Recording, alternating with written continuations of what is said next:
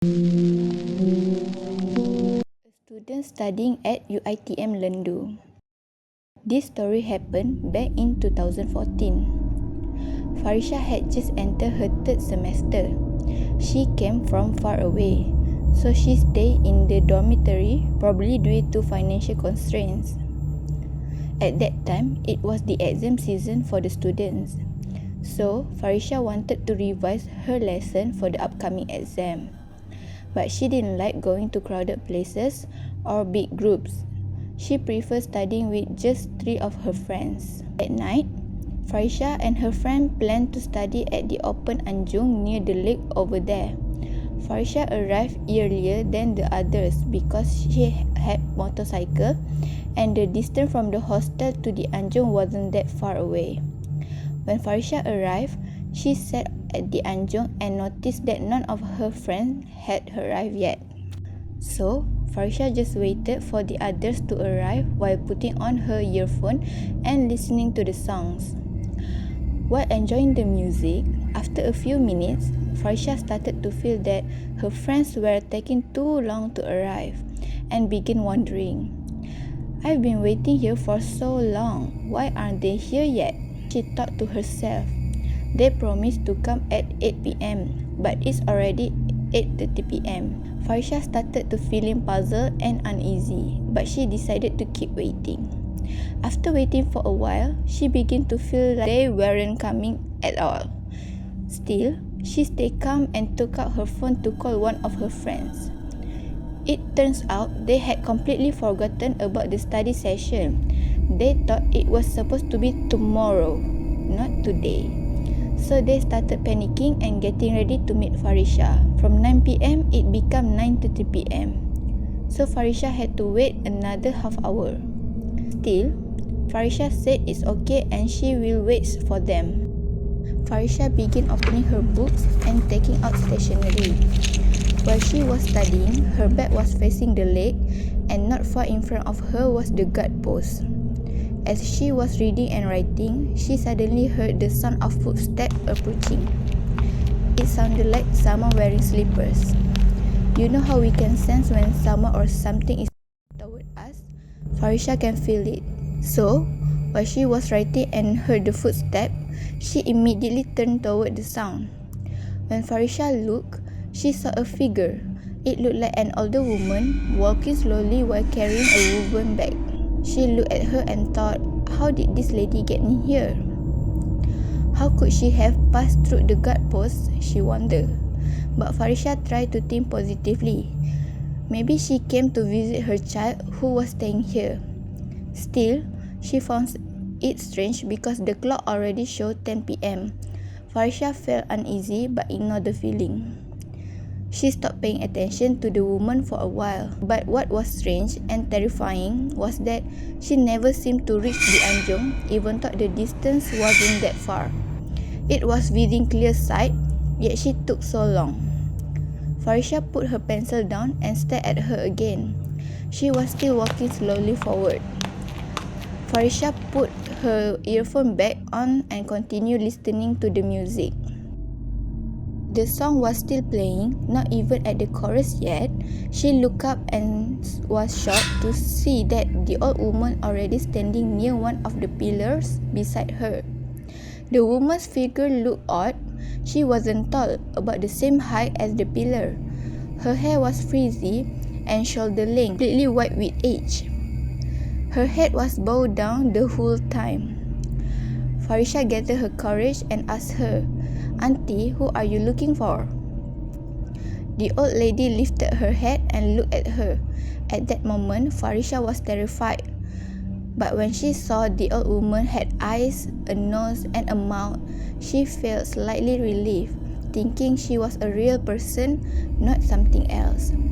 Farisha stood up and walked toward her. As she got closer, Farisha noticed a strong burnt smell coming from her, a stinging, smoking odor that hit her nose hard.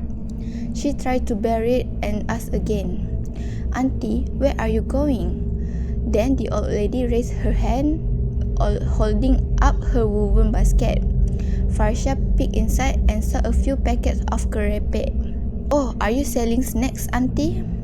She looked at Farisha and nodded. Oh dear auntie, I'm sorry I didn't bring any cash with me right now, but my friends and I will come tomorrow to buy some from you. Then Farisha sat back down and watched as the old lady walked past her, moving away slowly.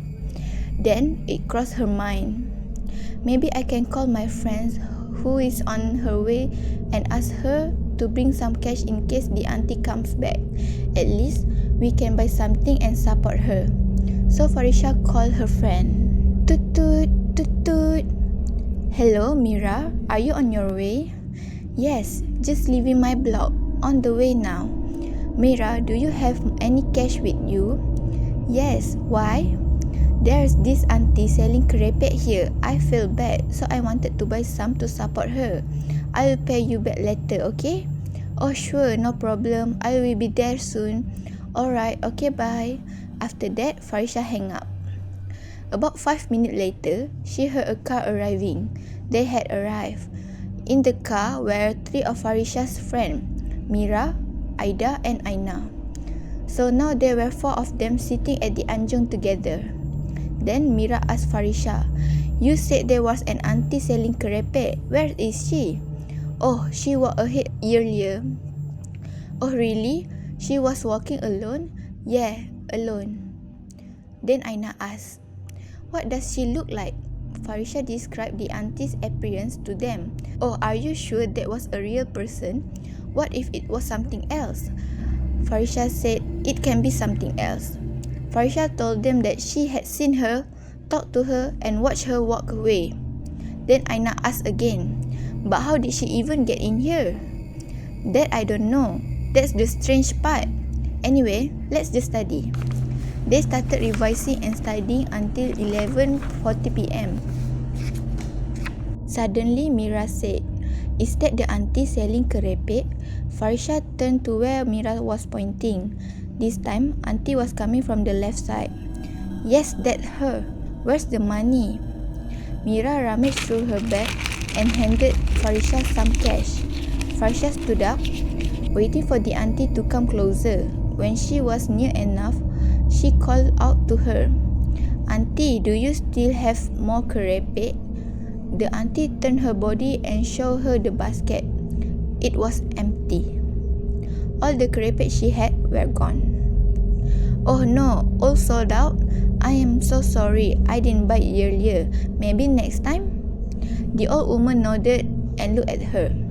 Farisha looked back at the old woman. At that moment, her whole body felt stiff, as if something had taken control of her. While she felt that strange paralysis, the old woman walked past her. Farisha turned around to see her and at the same time saw her friends at the anjung staring at both of them. As the woman passed her, it stopped for a moment, turned her head toward Farisha and smiled. Her smile revealed 2 long teeth, so long that they extended past her chin. At that moment, Farisha's body started trembling uncontrollably. She didn't know what to do, and she could hear her friends screaming. Farisha turned back toward the old woman. She was slowly walking away, and then her body began to fade away into a thin air, just like that, gone. Farisha's friends were screaming hysterically. Then suddenly someone grabbed her hand. It was Mira. Come on, get in the car. As soon as they got into the car, all 4 of them burst into tears. Mira was the one crying the most, completely panicking because she didn't know what to do or how to handle the situation. After a few minutes of crying, they decided to drive back together. Farisha left her motorcycle there. When they got back to the hostel, they all went straight into the dormitory. Normally, only 2 people share one room, but that night, all 4 of them slept together in one room, shaking in fear. That was Farisha's first experience encountering something supernatural.